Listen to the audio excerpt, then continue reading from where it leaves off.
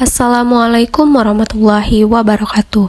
Halo teman-teman semua, kembali lagi ke YouTube channel Putri Utami.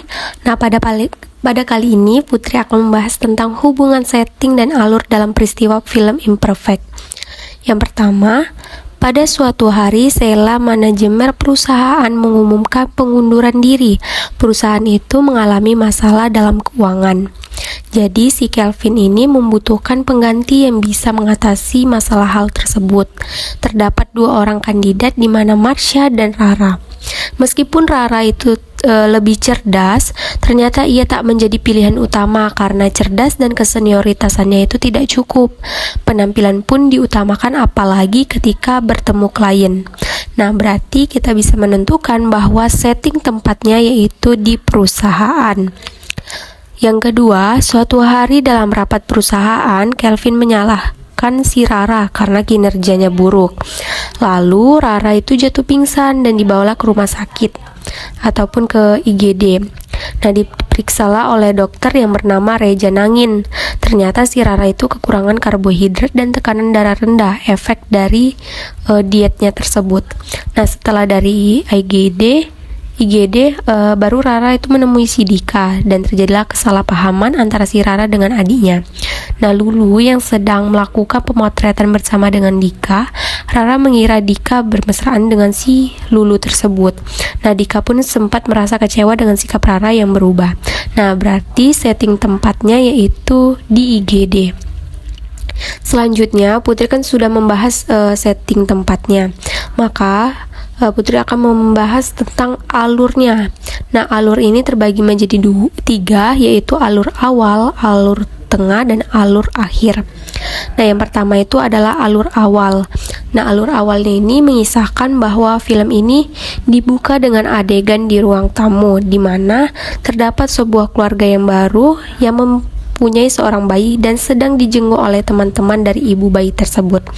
Nah, keluarga tersebut memiliki dua anak, di mana ada sang kakak Rara yang terlahir dari gen gemuk dan kulit sawo matang, yaitu warisan dari sang ayah yang bernama Hendro.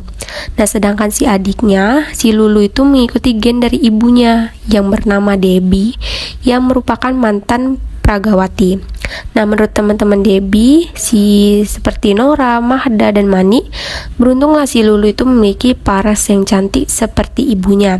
Nah, dari mendengar ucapan tersebut nih, si Rara yang memiliki paras seperti ayahnya pun sedih. Lalu Hendro pun menasehati Rara untuk tidak mendengarkan perkataan teman-teman ibunya. Selanjutnya alur tengah. Nah, alur tengah ini sudah masuk ke dalam jabatan dalam kerjanya si Rara, di mana jabatan manajer marketingnya itu kosong yang diinginkan si Rara dan juga teman sekantornya yaitu Marsha. Maka dari itu hal tersebutlah membuat bos mereka yaitu si Kelvin bimbang.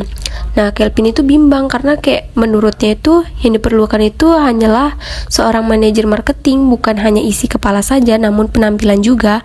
Maka si Rara itu sedih dia mendengar penjelasan dari bosnya tersebut karena ia merasa tidak adil bila persyaratannya itu menjadi patokannya itu seperti itu.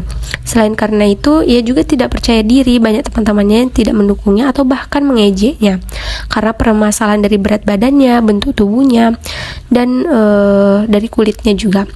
Nah, dari situlah seperti tidak pantas menduduki posisi yang lebih di kantornya. Dan untuk yang alur terakhir, di mana konflik dalam film ini sudah menjadikan perubahan yang menjadi pada si Rara itu tidak hanya ke bentuk fisik, namun perangainya pun berubah seperti Dika, Lulu, dan ibunya terkena dampak perubahan dari si Rara tersebut. Nah, pada alur akhir film ini menceritakan bahwa karir Rara di kantor memang naik, tapi dia tidak menyadari kalau perubahan dia itu bisa membuatnya kehilangan semua yang sudah ia punyai. Baiklah, sekian dan terima kasih. Assalamualaikum warahmatullahi wabarakatuh.